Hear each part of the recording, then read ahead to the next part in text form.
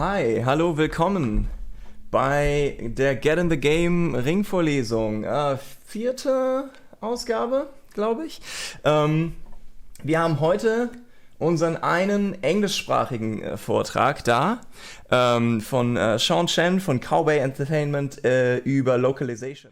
Hi, welcome. Thank you very much for being here, and the floor is yours. Okay. Cool. Hi, everyone. I'm Sean Chen from Taiwan. In case you don't know Taiwan, that we're like a small country next to China, but most of people will think that we're Thailand, but we're different from Thailand. So just remember that Taiwan speaks Chinese. So I'm here to sharing what is the localization in gaming. And let's start it with I want to introduce myself, how I ended up here, in current position. So this is about me. I graduated in the college and got a bachelor's degrees in 2007 and 2010. Sorry, and I started in working in the gaming industry here in Taiwan. The company is called IGS. And then for some reason, I started to do the online translator for TED Talk. It's like a free, voluntary stuff. Online, you can do it if you want. I keep working with TED for like a year, and then I kind of get tired of working the IGS because for some reason I'll talk about later. And I went to the United States and in Florida to study the master degree in the game design. And I studied there for a year, and then I come back to Taiwan and joined the Blizzard Entertainment in Taiwan branch and started working as the QA. And then working in the Blizzard for 5 years, I quitted the job and joined another company, which is the Ubisoft. Ubisoft's like a local vendor in Taiwan. So I joined them as a localization project manager. And then for some reason, I joined another a startup venture, and then I broke up with the founder because he's kind of cheated me, how he trying to run the company. So I left the startup company, and then I started my own company early this year in 2020, and it's the Cowbay Entertainment. Okay, so let's start with I started working at the International Game System, which is a local gaming company in Taiwan. And I started as a data analyst.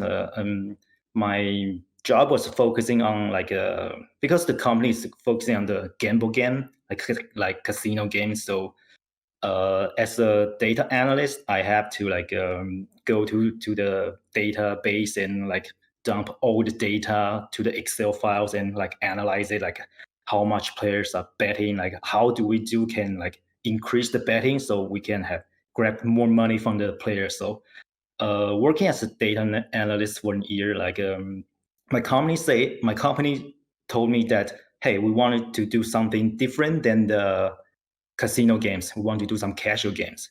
And they asked me if I wanted to become a game designer.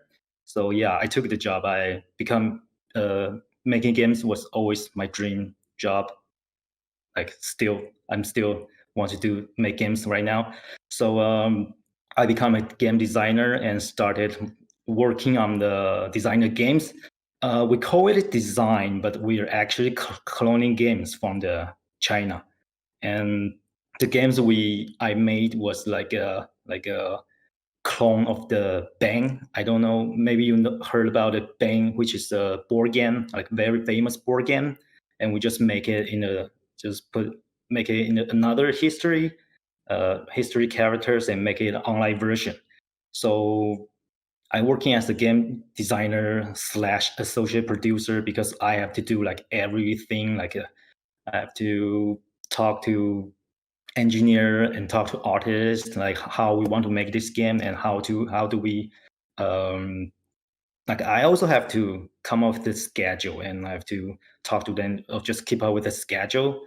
So I'm kind of like a one-man army in the project. And after a year, I was kind of tired of this cloning games because I really want to make my own game. So I quitted a job before the game launched, and I always wanted. I went to the States to study for the game design because I want to know like what is the formal way the like the European or the American to make like AAA games.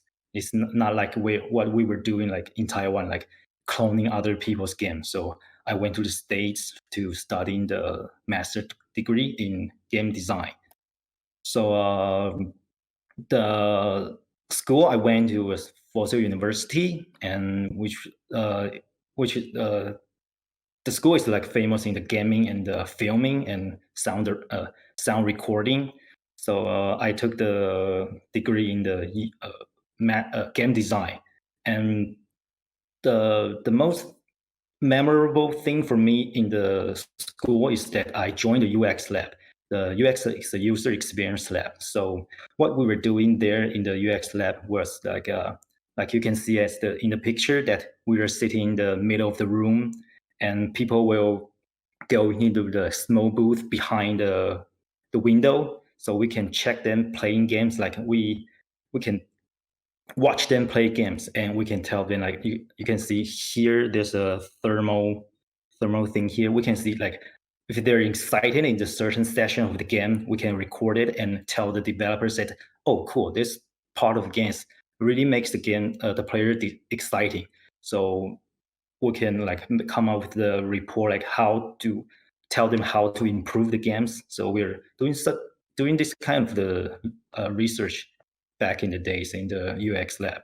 And we also working with a lot of like indie games and AAA games. You can see we work with Dying Light, like Mighty Magic Hero 6 and World of Tanks. And I also introduced The Witcher 3 to the lab, but right after I introduced the Witcher 3 to the lab, I graduated. So I didn't work on it, but I brought it to the lab. So it's kind of an achievement for me. Yeah. And after graduated from the school, I joined the Activision Blizzard in Taiwan, and I started as a QA analyst. But the QA analyst here in Taiwan branch of Blizzard was actually the language QA. It's not the functional QA. So most of the time we were testing the like is there are the translation good, and is there any like word truncation or is something wrong with the localized version of the game. But although I started as a QA analyst, but after the boarding time, like 3 months, I made a report on like because in while we were doing QA, we have to use a lot of internal tools with Blizzard.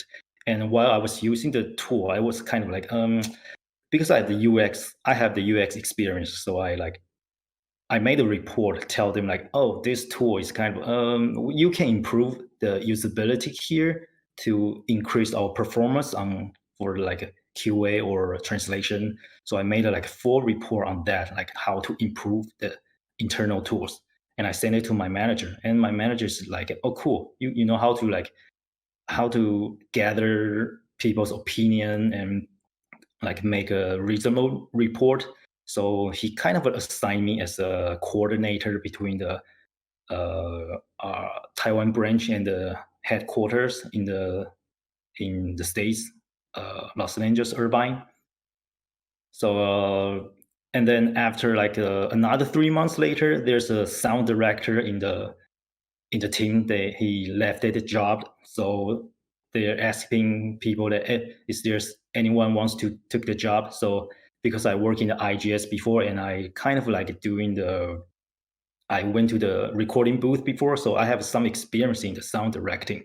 So yeah, I took the job, and since then I work as a sound director for like 3 years. So although my title is QA analyst, but I rarely done any QA job there. But most of the time I was like translating and go into the recording booth and directing how the voiceover should sounds like.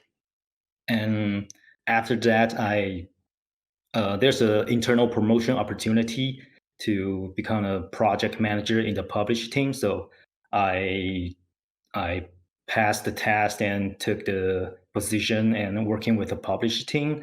So the project manager for the publisher team is like if there's any like I'm the point of contact between the local local office and the headquarter. Like I was responsible for the World of Warcraft.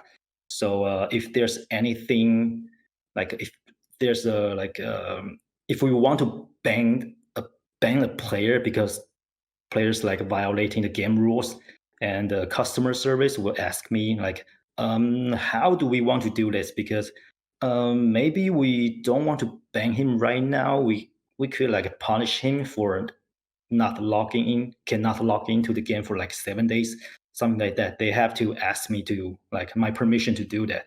And if there's like a marketing stuff, they have to go through me, and I'll make sure everything's right before we publish every marketing materials. And also like if our marketing team they wants to do like a certain activities in-game activities like they want to do a sales, or they want to like increase the drop rate or anything in-game like to celebrate like if there's a holidays here, we want to increase the drop rate for some items. I have to like make up some proposal to the development team and tell them what we were trying to do and what's the impact, and how many players we can brought back or bring new players in the game. So I'll have to like talk to the dev teams, let them know, oh, this is worthwhile for them to do it. Like if we maybe they could just like maybe they just have to, maybe they just need to like change a parameter or the variables in the code, and they can like increase like a, I don't know, 100,000 USD, something like that. So I'm like a point of contact doing this. Yeah. And you can see that my dog is working with me overtime in the office. So he got an achievement here, working day and night. Yeah. Yeah, that's all about me. And let's get to the real topic, like what is the localization? So I want to like clarify that localization is not as same as the translation.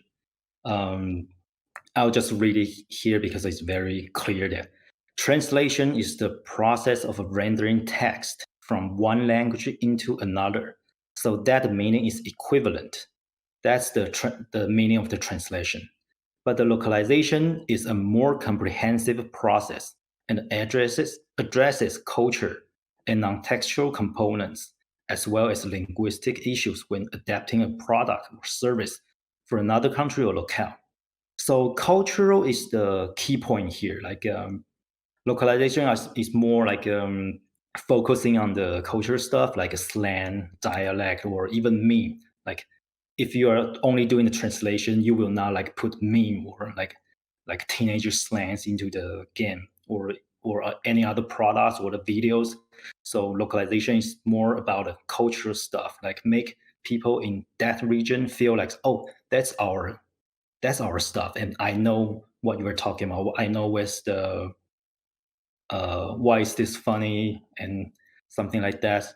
Imagine that if there's a Taiwan like gaming company, they want to like go into the Germany market, and then like they want to localize the game into the German, and then they found a guy in the Austria, because Austria they say the guy said, hey, I know the German, so I can give you like a fair price. So let me do the German localization translation, what they'll call localization. So if that Austria guy is not familiar with the Germany, the cultural stuff, their translation will be like very, I would say like stiff, or is maybe you can understand what it's meaning, but it's kind of like it's hard to swallow.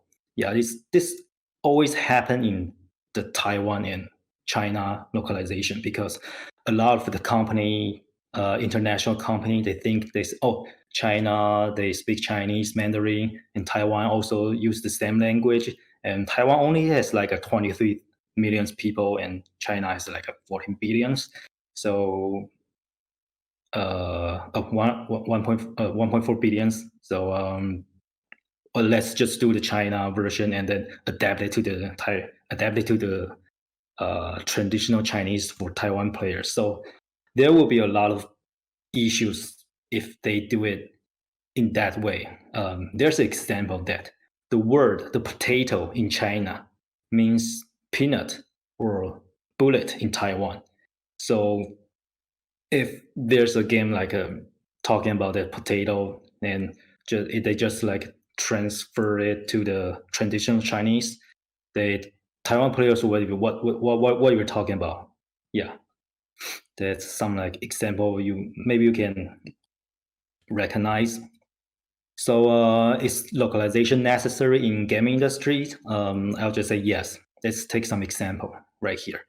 Like for World of Warcraft, the numbers it's a rough number. It's not the scope for, let's say, expansion for World of Warcraft. I'm not sure if you guys play World of Warcraft now, because it's a very old game, and I believe you're like very young guy right now. Like it's not kind of your generation's game, but World of Warcraft, they just like released a new expansion like yesterday, and the scope for every World of Warcraft expansion is roughly like 2 million words.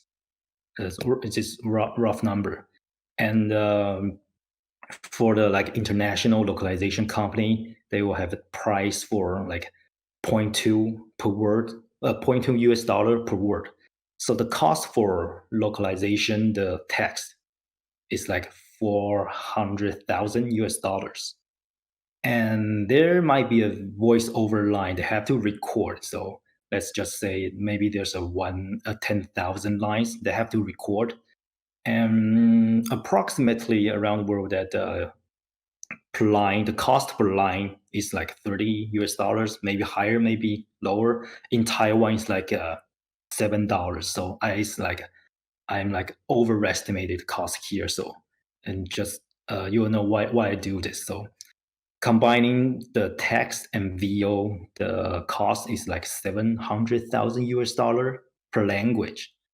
Per language, for you have to pay like 700,000 US dollar for localizing one language.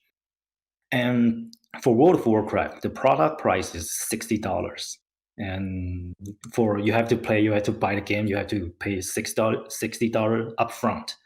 And $60, we multiply it in the 70%, because you have to pay for the like another service, or the we just like get minus some cost here. And because Blizzard World of Warcraft, they have like their own channel, so they don't have to give the royalty fee to other companies. So 17% is like I'm like underestimated. So let's say when World of Warcraft and when Blizzard sell one copy of World of Warcraft, they will like earn like 42 US dollars.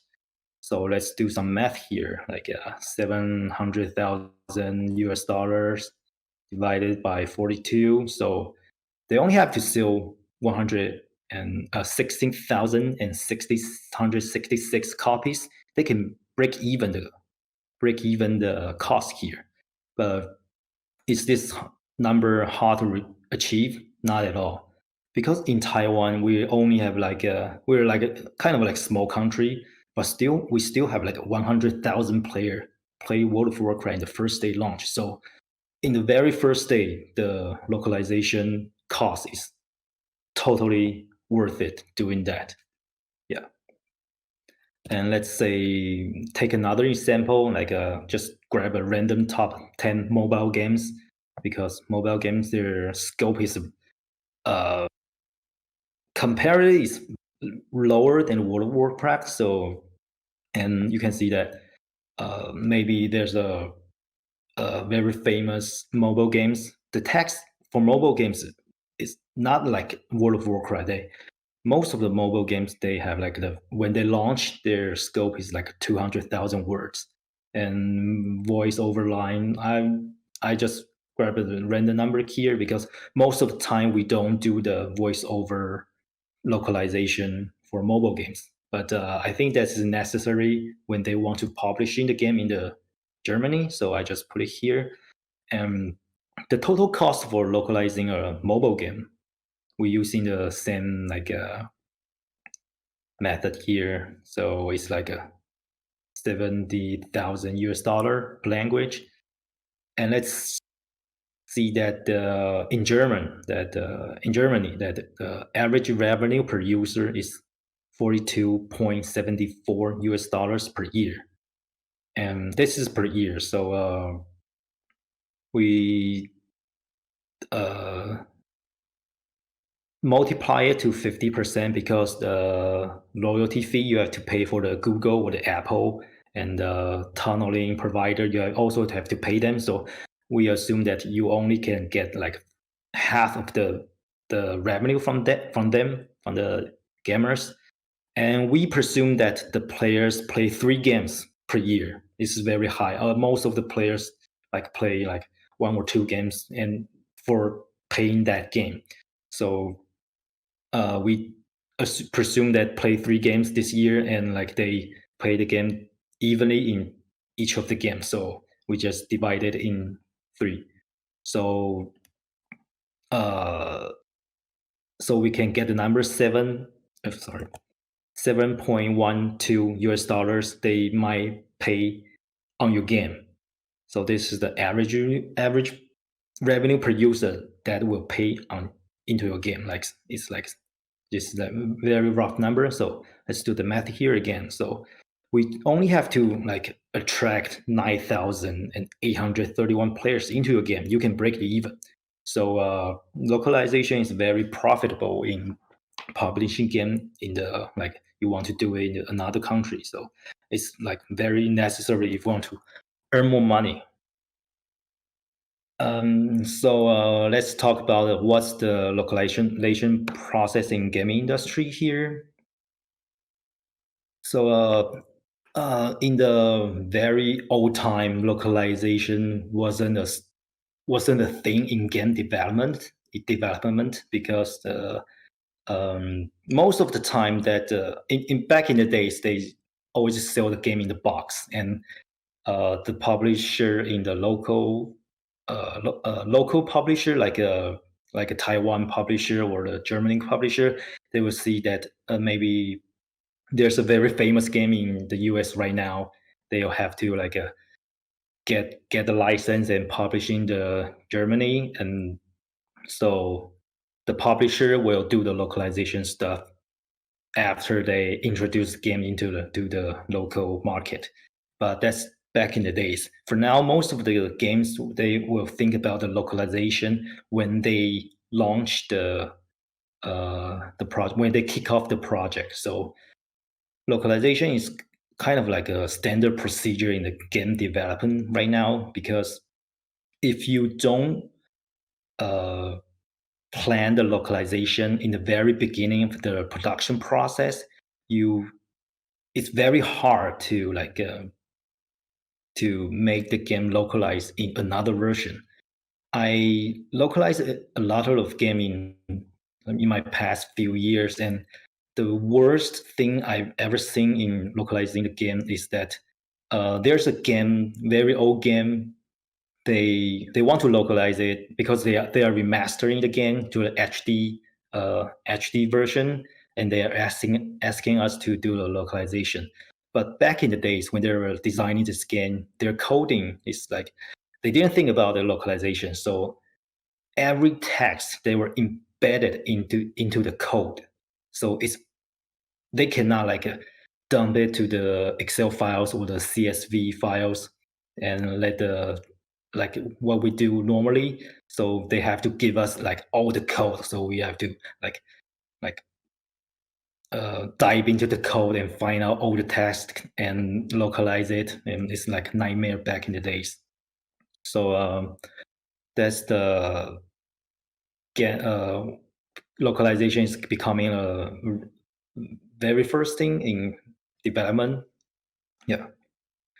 So the process for localization is that they have to have a script first. So the game developer, the designers or game narrative designers, they will write a script for the games, like including the story and maybe UI or everything that is text in the game. They'll have to write it into the format and they'll pass it to the TEP person. TEP means the translation, editing, and proofreading. So the TEP team, they do the translation and they'll send it back to the development team, and development team will put the text, put the result into the test build, and they will like make a testable version for the LQA, which is a language QA, to let them test the game to see if there's any wrong with the translation, and then LQA will send out a bug report like, oh, the translation isn't good and it's not maybe when the game designer, when they are writing the script, they didn't give enough information for the translator, so translator misunderstand it, so they like made a wrong translation. So LQA has to write a bug report like what's the critical,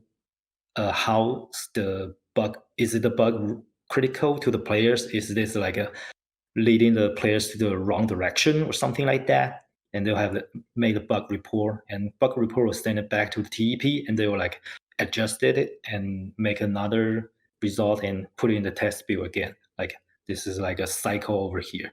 So if you are working with the like a Blizzard, like they have an internal localization team, this cycle will do like 30 times for again before they launch, like 30 or more. And if you're like a translator for international localization company, and international localization company, they will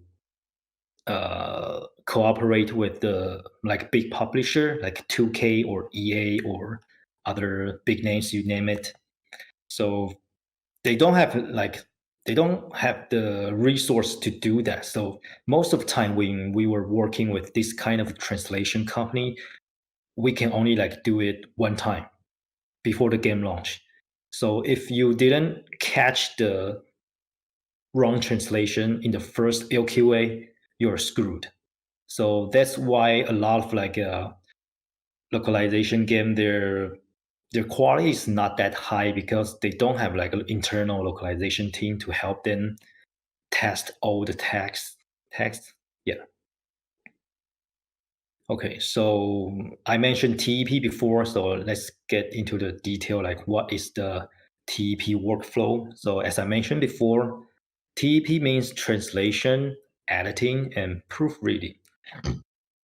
So every time a project, when the game developer give the script to the team, there should be a project manager for the localization team, and project manager will go through like what's the format for this batch of the text, and what would be the context, and what's the priority to localize it, and then PM will have to assign the text to all the translator they have, and translator will start working on the translation translation and editing.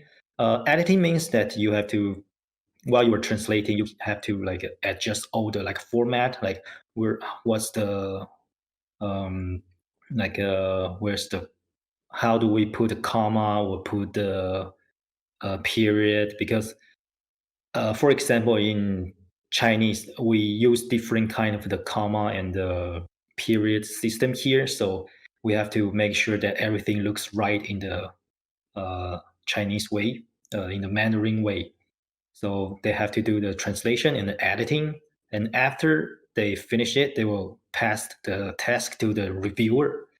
Reviewer will review the task again, So just to make sure that translator doesn't make wrong translation, and they also have to review the editing. So after a translation and a review, and most of the time they will pass it to the PM or the reviewer too. And this part is very important because when PM was assigning the task to all the translators, maybe there's a one document that are like over 20,000 words in one document.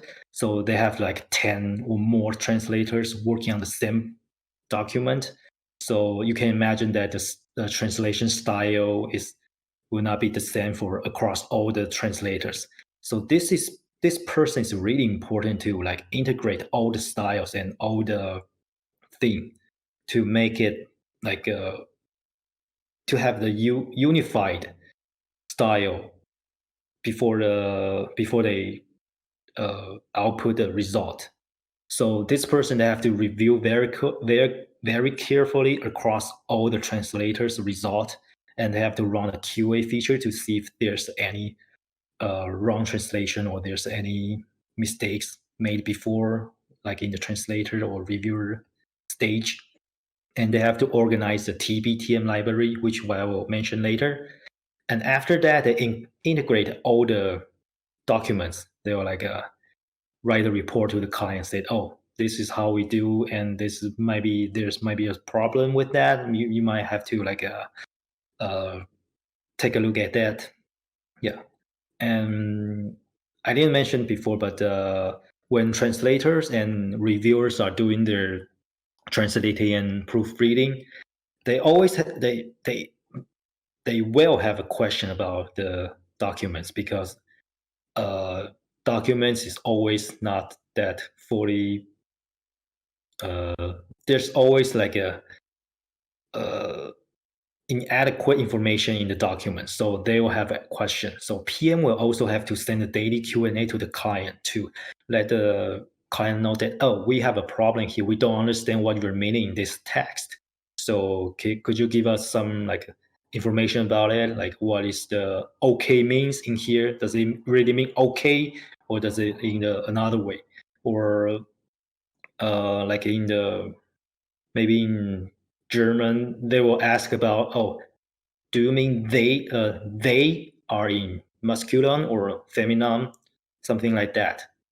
So PM will have to like gather all the information for the translator and reviewer, so make the result better. So that's the whole TEP workflow for translation. And if you are doing as a translator or a reviewer, for the very first tool you must use the computer assisted translation tool. The abbreviation is the CAT tool. Yeah. So why do we need CAT tool? CAT tool is very useful for the translator, and if you're a translator, you really need this to improve your result, your translation. So CAT tool, they can integrate the software environment, which I'll introduce later, and they have like a bunch of features here.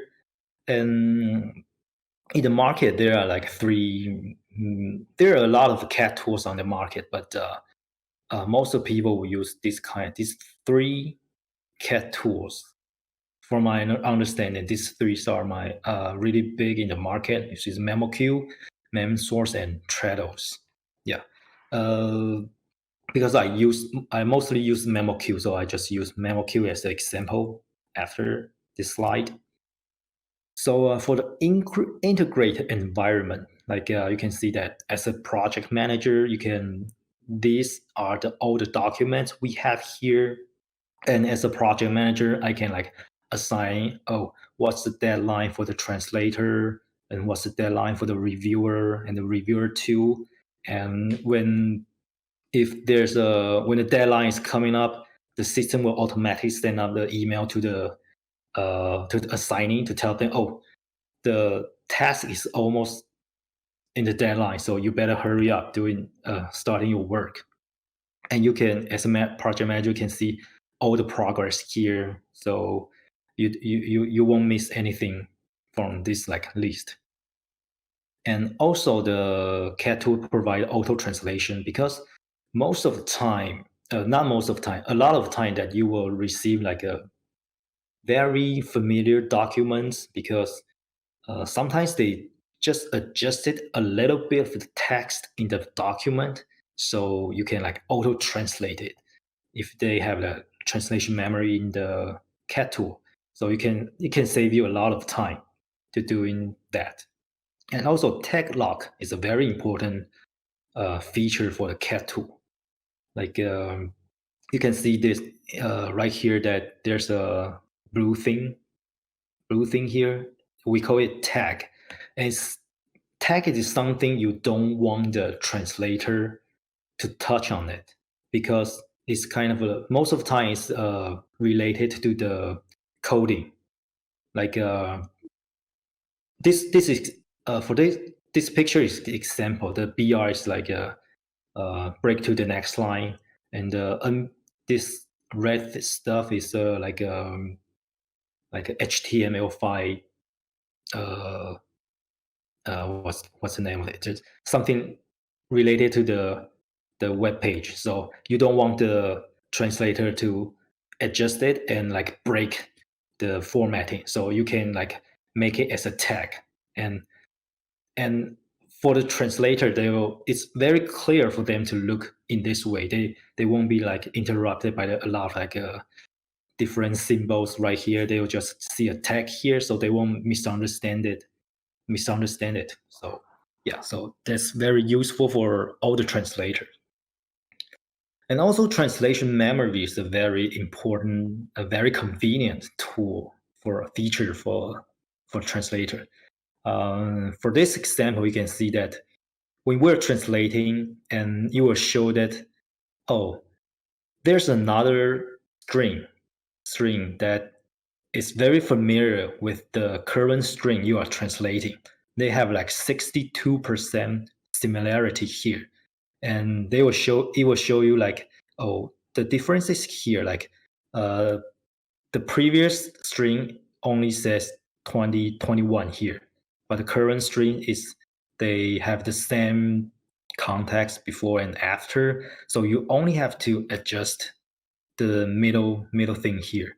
So you can use the translation memory to keep the format unified, and like save a lot of time to find out, oh, what's the difference between, oh, I don't remember what I did before. So translation memory is a very convenient tool, feature for the translator. And also it could like unified all the format for the like for the all the across all the document. Also, turn-based is another important feature for the cat tool. Turn-based is the thing that like something very specific. Like you can see the example here. The Spider-Man symbiote is a turn in the game. So every time this showed up, the Spider-Man symbiote showed up in the text, the cat tool will help you to mark it, and you can just like use the shortcut key to like embed it into the translation. And they can also help to help the different, because most of the time the translator multiple translators are working on the same document at the same time. So if one translator made a turn-based into the system, another translator will see that turn-based in the system. So when another translator saw that the Spider-Man symbiote in the translation, they can just copy that. Or they think, oh, your translation is not that good. Let's discuss, maybe we can make it better. And they can use the search feature to like replace it like one click. So it's another thing that very convenient for the translator to unify all the text. Yeah. And also preview pane is a very convenient feature. Like it's very important for the translator. Like I mentioned before, if the game developer they put very hard work on the script, they will put a lot of information into the script to help the translator know understanding what's the circumstances of each dialogue. For this example, like when translator were when they translating this "Long live the emperor," this is the source text, and maybe they don't know what's the context of this dialogue. So they'll look through to the preview pane, and they'll see, okay, this is a heavy nav trooper number 2 is talking, and who's that? This enemy emergent dialogue. So it's like very urgent.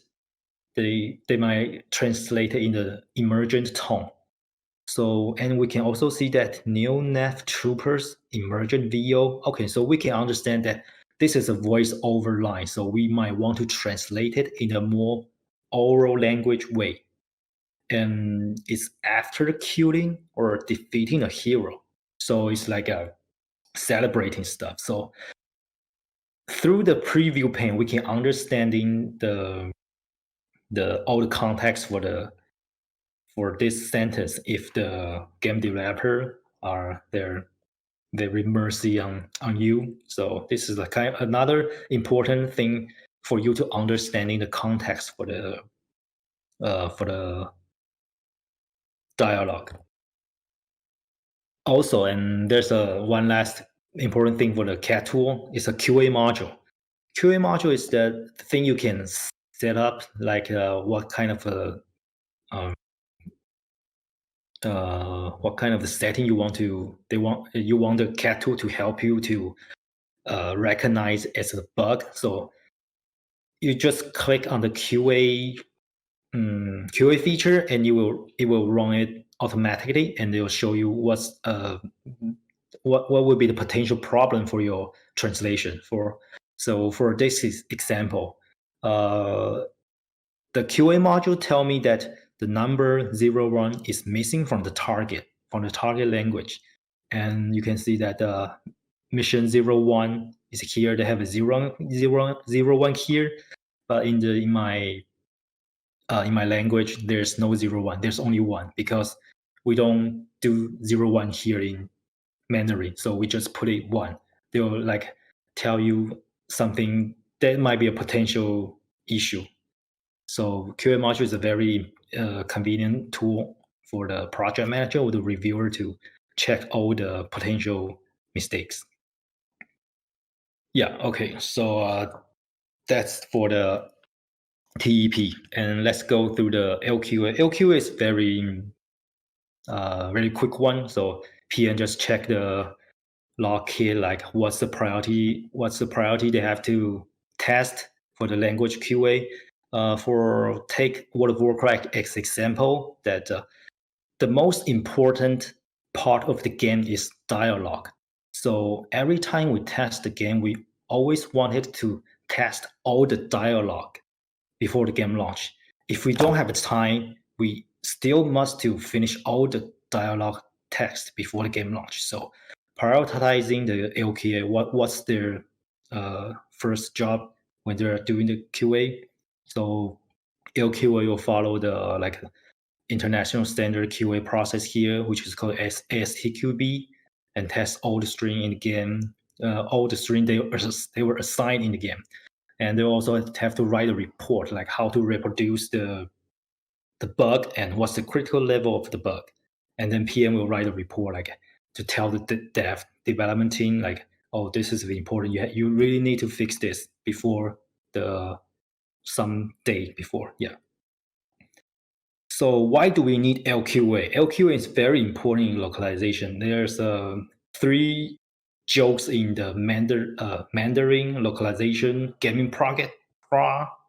The first one is the elder score, because the elder score, when they were localizing the game, maybe they assigned a task to a player to a translator that doesn't know about this game. So they translated elder scores to the elder and scores. So it's like there's an old man, the elders, they're scoring scoring stuff. So it's not what the original game meaning, like the very old scores that you can read, but they're translated like elder people scoring stuff. And for the Neverwinter Night, which is a very old D&D, Dungeons and Dragon games, like there's a quest that the character will tell you a story about the old nanny that kick right into your teeth.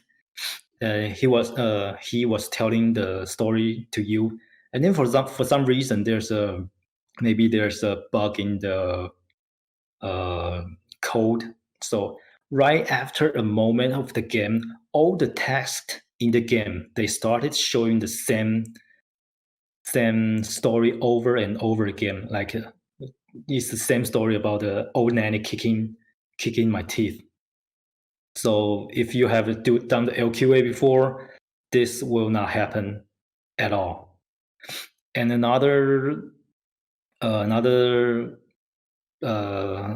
example is that for the Assassin's Creed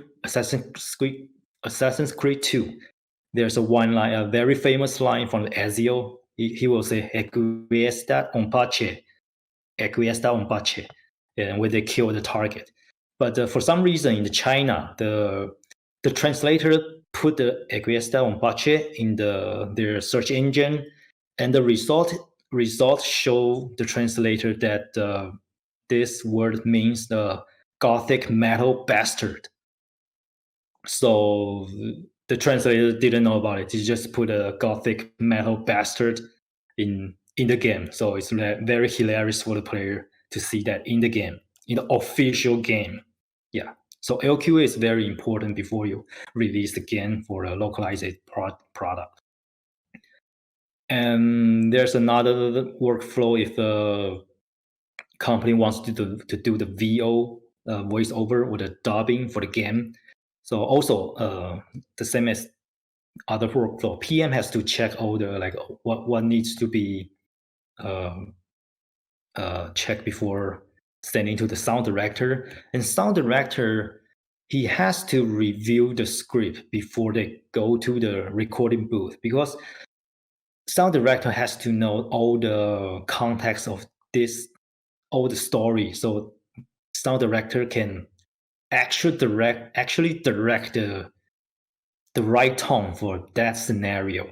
So sound director has to read it and adjust the script into spoken language, or it will sound very weird. It just have to be spoken language. Yeah. And sound director will cast all the direct characters based on the character's biography and what's their voice, and is it thin voice or the heavy voice. They have to cast it, and sound director will go to the recording booth, do the recording and adjusting the lines if necessary, because sometimes when we're recording the lines, there's a thing called time synchronization. You have to record the line in the exact time frame. So there may be the translation may be too many words that the voice actor cannot read it in time. So we have to adjust the line and make it smooth for the scenario. Yeah. So after that, the sound director will organize all the voiceover files and check the specs is the right specs for the game, and then they'll send it over to the PM and send it to the development to input into the game build for testing. Sorry. Yeah, so that's all about the localization, 3 main workflows, and that's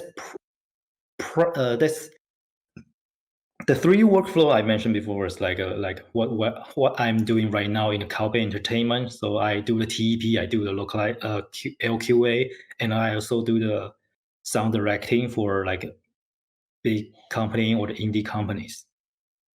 And then that's my achievement, that the most satisfying achievement for me is that I increased the 21% of the player certification on localization in Taiwan region. Yeah, and I also put a lot of time in the localization, so that's something I'm proud of.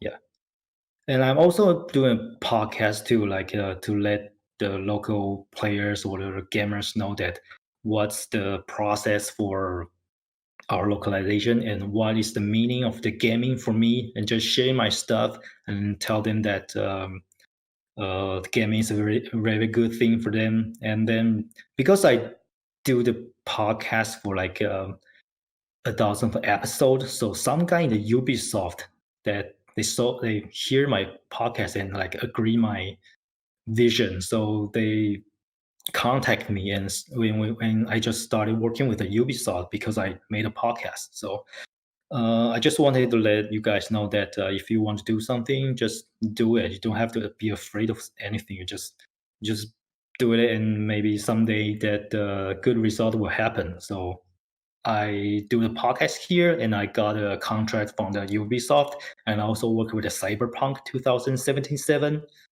Yeah, so that's something I'm thinking is very cool about that. Just doing a podcast, and I can get this kind of opportunity here.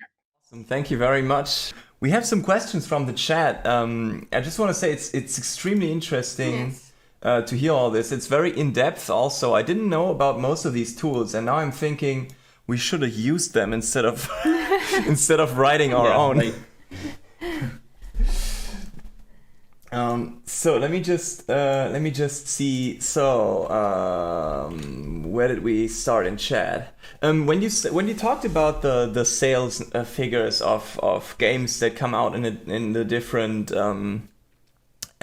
languages, did you take into account that many people will still buy the game if it comes out in English, or how many people, or how much does localizing the game into a local language really increase the sales? Mm-hmm.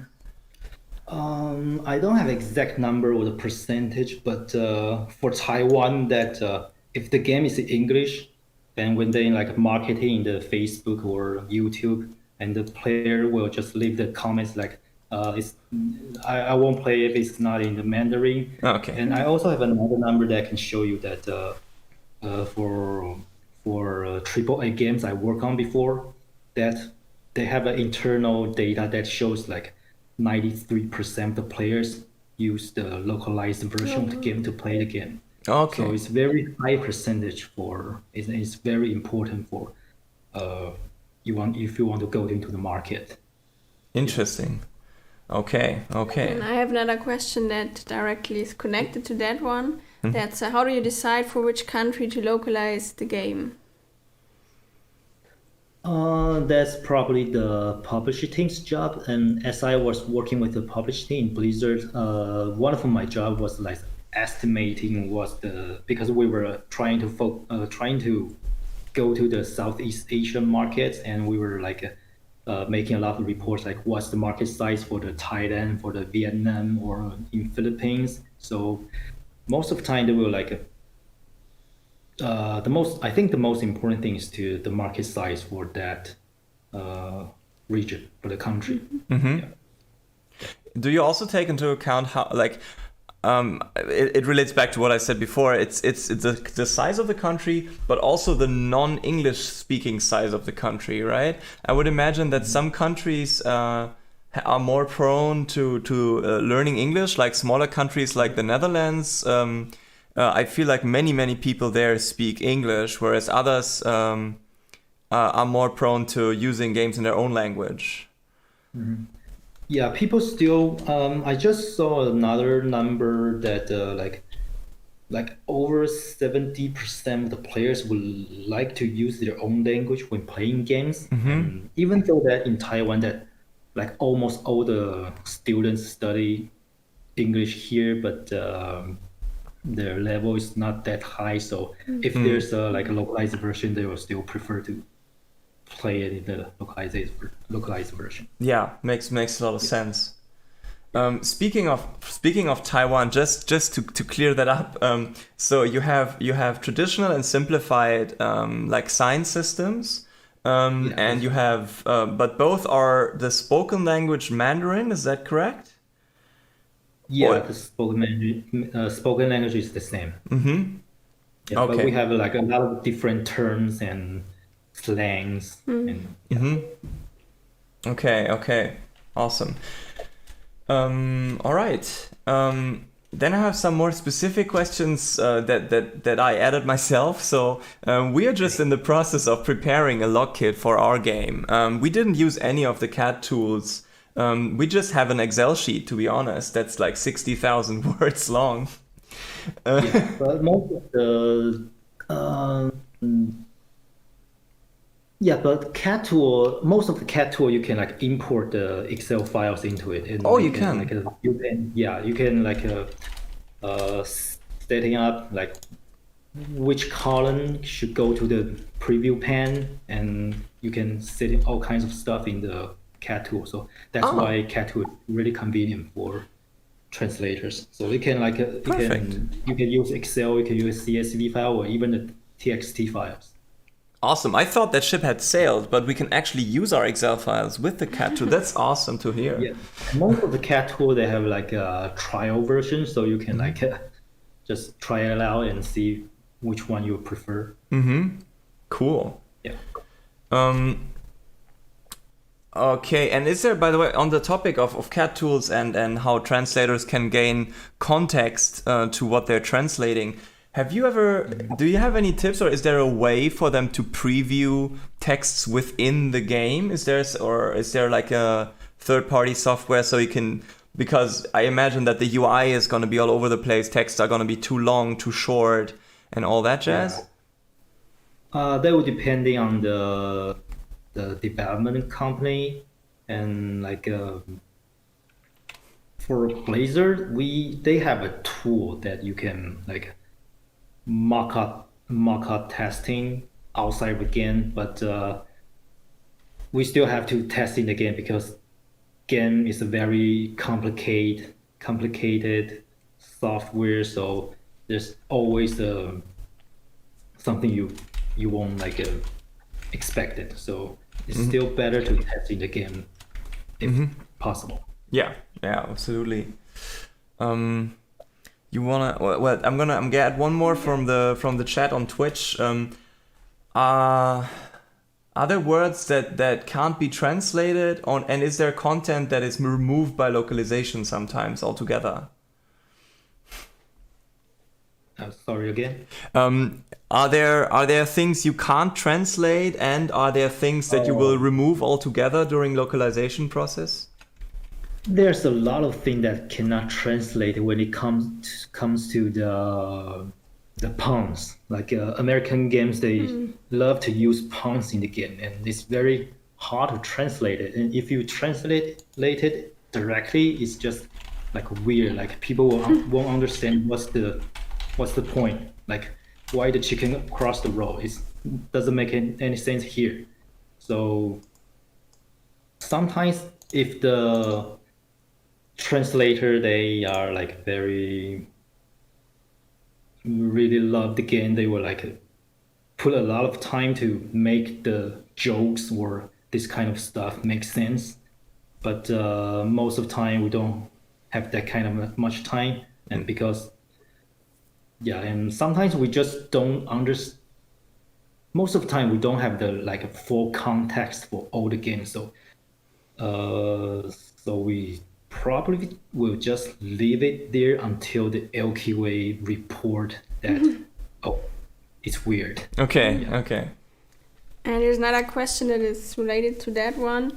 The question is it also possible that sometimes you have to really change content so it fits the culture of a region, and also other differences between localizing for China and Taiwan, for example, political topics? Yeah, that's what we were facing like most of the time, because I'm not sure if I can say it here, but there's an example in the Nintendo Switch game, the Paper Mario. There's a discussion about the game because there's a character in the game. They were talking about that I want freedom. I want something related to freedom. So in the Chinese version, the freedom, the word doesn't exist. So they use another term to like work around. So that figures. This really will affect us when we're doing the translation here in Taiwan and between Taiwan and China. Yeah, I imagine. But from what I understand, publishing a game in China often sort of bypasses like a state approval anyway, because they have a big black market of Steam games, and publishers will go directly to the real Steam, where there's no actual censorship or state control in place, right? No, yeah, right. And most of the like a publisher, they will like sell the game into Hong Kong. So Hong Kong will like a lot of the Chinese player will buy games from Hong Kong because it's like they can only do that. Like they have to buy the PlayStation 4, PlayStation 5, or Xbox in Hong Kong, or they like in the Chinese version of the consoles, they have like very restricted connection restriction. So they have to buy like international consoles too. Oh, interesting. So they're built in. Yeah. Oh, wow. Yeah, Chinese tourists go to Hong Kong to buy consoles then probably, huh? Yeah. Wow. So we got a couple more questions on like the job. It's a string of questions. I ask them one by one. So I don't want to hold you up forever because it's like 2 a.m. for you. It's 2:20. Yeah, it's okay. Okay. Okay. So yeah, guys, it's 2:20 a.m. in Taiwan. Just so you know, it's making a big sacrifice here. So, what rates can be expected in the games industry? You mentioned like 20 cents, US cents per word. Is that like a standard rate, or does that differ? 20 cents is a really high price. I just want to let my example feel like normally for a local localization company, they will have the price between 0.12 to 0.19. That's the most of the rate I see online. And when the localization company, they have to like outsource to the individual translators, so the price must go down so the translator company can make the profit. So most of the time they will like shrink it down to the 1/3 or one like half, something like that. Yeah, so 20 cents is like if you're translator company. I see. Is there also the factor of languages being like over or underserved? For instance, I imagine that many people will translate from English to German, for example, but maybe fewer people will be able to translate some less common combination of languages, and that's going to be more expensive. Is that? Yeah, that's for sure. That's for sure. For Taiwan, for Taiwan's example, that translating the Chinese into the Korean, the price is 3 times than the Chinese into English. Okay. Yeah. Wow.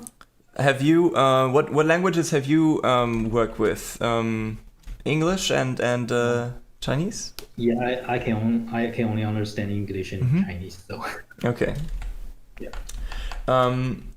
Are you or do you know about the relevance of like AI translation and like deep learning? Is that a threat for manual translations? Sorry, again, the later part. Is like are machines gonna be able to do the job one day? Is essentially the question. I would say not in, I don't know, maybe another 2 decades, because this topic has been talking since like 20 years ago, but we still have our job here. And yeah. because localization is language is a living thing that you can evolve by time. So, and the cultural thing and the slang or the meme people talking online, it's very for now. It's still very hard for the AI to learn it. Like, what's the funny way for people to say stuff here? But I don't know. I would use the AI machine translation as a tool for me to like a quick understanding the sentence, so we don't have like read it one by one. So it's still not for the AI. I think it still have a lot of steps to go before they can like fully replace the. Actually, I don't think it will happen in our in my lifetime. I don't know. Yeah. I agree. It's actually similar with composers. We sometimes hear that now machines can write music, and they have been doing that for a very long time, but it's still not quite there yet. So there's another question. So are you often provided with other references outside like images, videos, game footage, voiceover lines that help you contextualize the translations better? Yeah, for the better translation of localization, you really need to like put a lot of research online, so you can like to see the context. And for gaming localization, it's very different than other translation or localization, because gaming is a very weird thing, because you can do a lot of like a thing you wouldn't do in the real life. So for a non-gamer to translate a game, they would understand what they were talking about. All the stuff like fantasy stuff or the sci-fi stuff or even the UI is really weird for the non-players. They couldn't understand it. So if you really want to like do the translation or the localization in gaming, you really need to know what is the game mechanics. You can like the thing I showed before, that you can see in the viewpan that there's a trooper shouting at when they're killing the heroes. If you just see the comment there, you can like that's what's the scenario here. And the other questions sort of relate to how you get into the field. I actually also studied at the university here, and we had translation as a topic, but games weren't really a topic. So the question would be, how do you get into game localization? Maybe that's different in Taiwan, but is there some general route that you could recommend, internships or approaching like indie teams about it?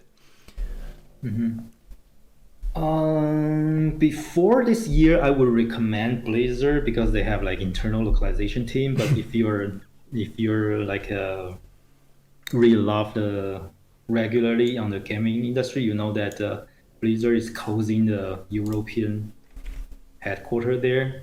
So I think they're like outsourcing all the localization stuff to, I don't know, maybe another international localization company. And I started the job because like when I graduated in the States, and I just like sent out all the resume to all the positions that I could get, and I sent it to Blizzard for localization QA, because that I think if I get into the Blizzard in Taiwan, maybe someday I can like internal transfer to the headquarters and join the development team. So that's what I like, why I landed the job as a LQA. But then I like kind of like into the localization stuff after I landed the job. If you really want to get the like a localization position, I don't know, because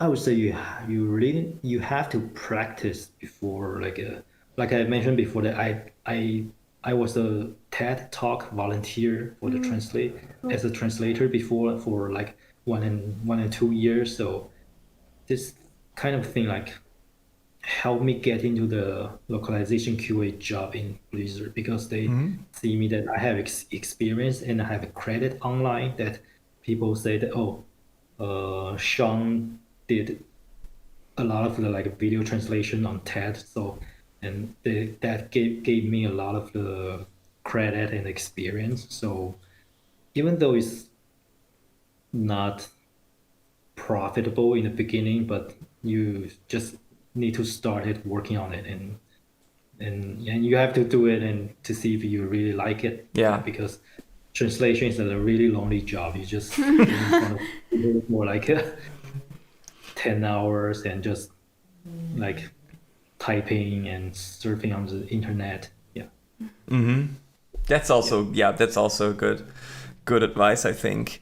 And it's similar for different positions. I think like most of the composers I know, they started out doing like student projects and just going to like teams at university and saying, hey, you still need some music, and so you build your portfolio more or less for free. You gain experience, you get to know the job.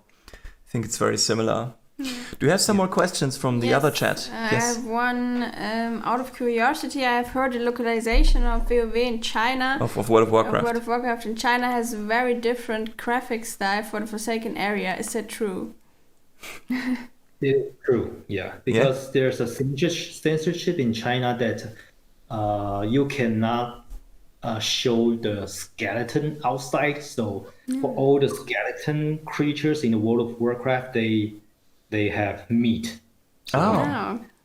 really different there. And when the players dies in the version outside of China, all the crops will become a skeleton laying on the ground. But in Chinese version, every dead players, they will have their own graveyard. Oh, wow.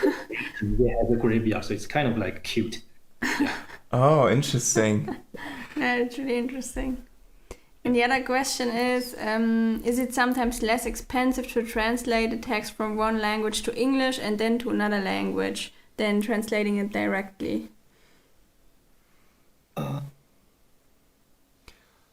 For this, I'm not really sure, because I'm mostly working with the English, and most of the game developers, even though they're like a Korean company or the Japanese company, they will make a English version.